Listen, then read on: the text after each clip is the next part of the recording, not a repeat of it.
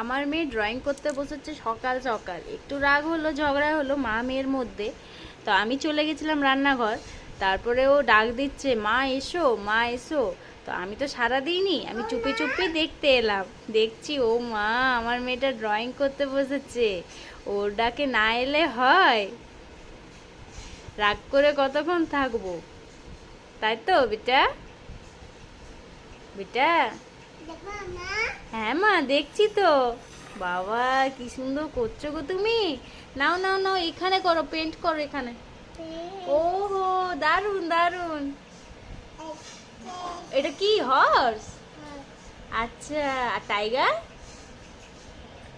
বাবা বাবা, কালারটা নাও, কালারটা নাও, কালারটা নাও। হ্যাঁ,